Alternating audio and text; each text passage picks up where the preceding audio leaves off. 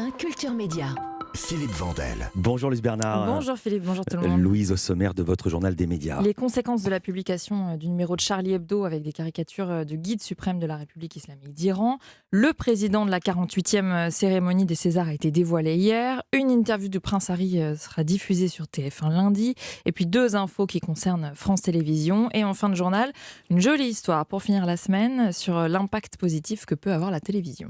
Mais d'abord, il n'y a pas que la galette qui sort du four, il y a aussi les audiences qu'ont regardé les Français hier soir à la télé, le top 3. Ils ont regardé TF1, c'était le lancement d'une nouvelle série, Les Disparus de la Forêt Noire. 4 750 000 téléspectateurs en moyenne, 26% de part d'audience. C'est un très bon lancement pour cette série. Le premier épisode est même à plus de 5 millions.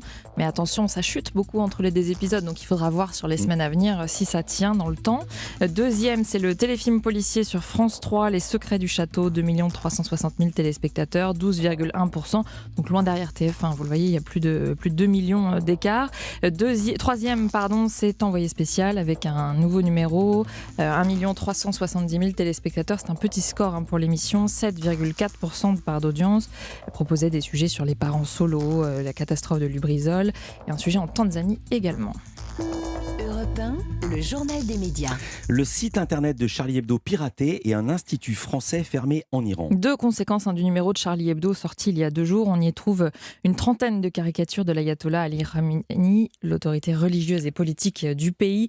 Des caricatures venues du monde entier. Je vous l'ai raconté hier, c'était le résultat d'un concours lancé en décembre par Charlie Hebdo pour soutenir les manifestants iraniens.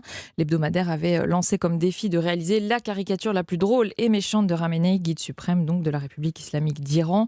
Leur publication a provoqué la colère de l'Iran. La République islamique a réagi hier en ordonnant la fermeture de l'Institut français de recherche en Iran. Une première étape, selon les mots d'un communiqué du ministère des Affaires étrangères iranien. Et autre conséquence de la publication de ce numéro spécial, le site internet de Charlie Hebdo a été piraté. C'est une information de la rédaction d'Europe 1. Ce sont la boutique en ligne et la page d'accueil qui ont été touchées. Suite à ce piratage, le journal a donc porté plainte. Une enquête a été ouverte et confiée à la DGSI. Et l'enquête doit notamment vérifier si des données personnelles sur plusieurs milliers d'abonnés ont été volées et mises en vente. On connaît... Mais laissez la musique.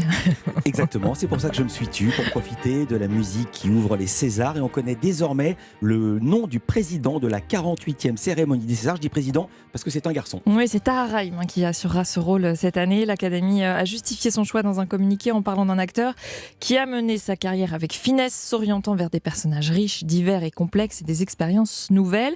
Il succède donc à la réalisatrice Danielle Thompson qui avait assuré la présidence l'an dernier. Tahar Rahim qui avait été doublement césarisé pour son rôle dans Un prophète, film qu'il avait d'ailleurs révélé et qui lui avait permis directement d'être récompensé comme meilleur espoir et meilleur acteur, un doublé, c'était en 2010.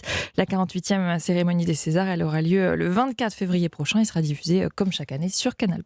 TF1 va diffuser une interview inédite du prince Harry, ce sera lundi soir. Une interview qui n'a pas été réalisée par la chaîne, mais par une autre, l'anglaise ITV. Elle a décroché un entretien avec le prince Harry, c'est dans le cadre de la promotion de son livre de mémoire, Le Suppléant, il sort mardi prochain. Mais que va bien pouvoir raconter le prince Harry dans cette interview qu'il n'a pas déjà dit dans le long documentaire de Netflix sorti il y a un mois? Eh bien, TF1 indique dans son communiqué que le prince s'exprime avec une profondeur et des détails sans précédent sur sa vie au sein et en dehors de la famille royale. Et puis qu'il aborde toute une série de sujets, notamment ses relations personnelles, des détails inédits sur la mort de sa mère Diana et un aperçu de son avenir. ITV a d'ailleurs déjà partagé un teaser de quelques secondes seulement, vidéo dans laquelle on entend notamment cette phrase qui fait déjà beaucoup parler. I would like to get my father back. I would like to have my brother back. J'aimerais récupérer mon père, j'aimerais récupérer mon frère. En Angleterre, l'interview sera diffusée en intégralité dimanche soir. En France, ce sera le lendemain, le lundi soir, en deuxième partie de soirée à 23h10 sur TF1. Et rappelez-vous, le groupe TF1 avait déjà choisi de diffuser une interview du prince Harry et plus précisément d'Harry et Meghan face à Oprah Winfrey. Le public avait été au rendez-vous avec plus d'1,5 million de téléspectateurs sur TMC. C'est un très bon score pour la chaîne, c'était en mars 2021. Et c'est dans cette interview qu'il raconte que son frère lui avait tapé dessus ou c'est encore dans une autre interview ?